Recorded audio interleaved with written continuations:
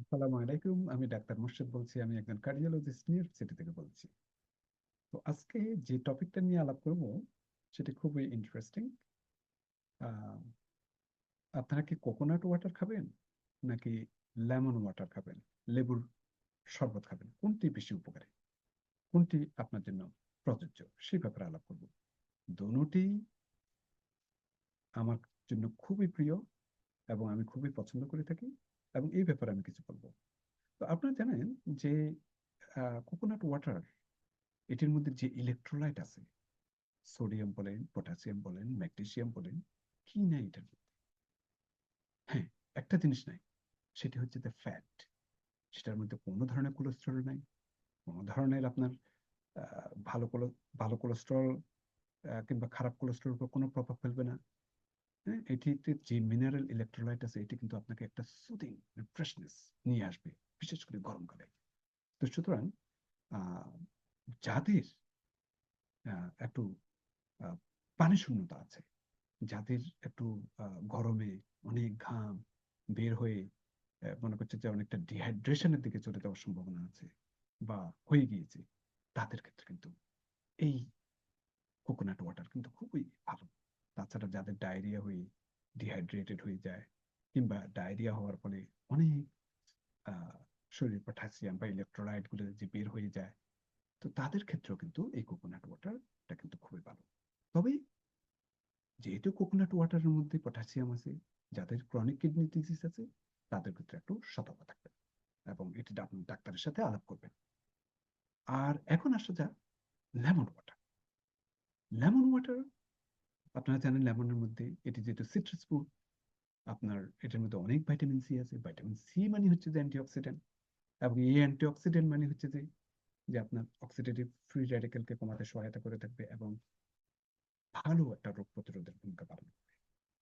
এবং এই lemon water যদি আপনি গরমের মধ্যে খেয়ে থাকেন, আপনার শরীরে একটা প্রশান্তি নিয়ে আসবে, যে শরীরের মধ্যে যে অস্বস্তি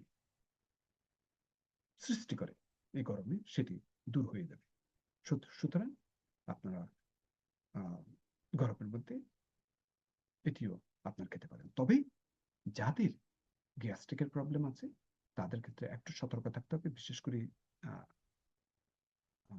অ্যান্টি স্টোমাকে খেতে একটু সতর্ক থাকবেন, যাতে গ্যাস্ট্রিকটা আরো যাতে বেড়ে না যায়।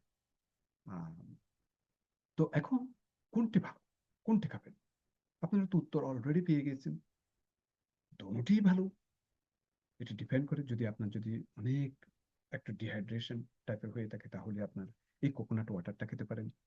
পানি শূন্যতার যদি ঝুঁকি থাকে, কারণ এটাতে অনেক ইলেকট্রোলাইট আছে, আপনাকে বেশ রিফ্রেশিং করবে।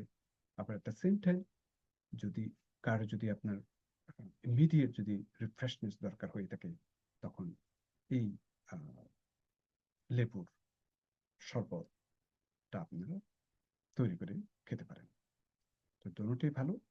আহ, যতক্ষণ না আপনার কোনো ধরনের অ্যালার্জি জনিত সমস্যা না থাকে, যতক্ষণ না কোনো ধরনের আপনার কিডনি ডিজিজ থাকে, যতক্ষণ না আপনার আহ, কোনো ধরনের অ্যাসিডিটির প্রবলেম না থাকে, তাহলে আপনারা খেতে পারেন।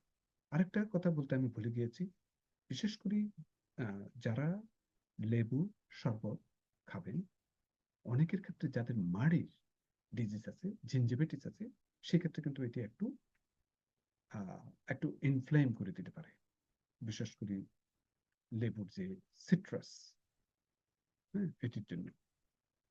তো তাদের ক্ষেত্রে একটু সতর্ক থাকবেন। আর একটি কথা বলতে ভুলে গিয়েছি, যাদের সিস্টিক ফাইব্রোসিস আছে, এটি এক ধরনের ফুসফুসের রোগ, তাদের ক্ষেত্রে কিন্তু আবার এই কোকোনাট ওয়াটার খাওয়া যাবে না। হুম। তো পটাশিয়ামের যদি কোনো প্রবলেম না থাকে, বিশেষ করে যেমন কিডনি ডিজিজের ক্ষেত্রে, তাহলে আপনার কোকোনাট ওয়াটার সুন্দরভাবে খেতে পারবেন। দোনোটি শরবত, দোনোটি আপনার এই গরমের মধ্যে, যদি অন্য কোনো পার্শ্ব প্রতিক্রিয়া না থাকে, আপনারা নির্বিঘ্নে খেতে পারেন। Thank you.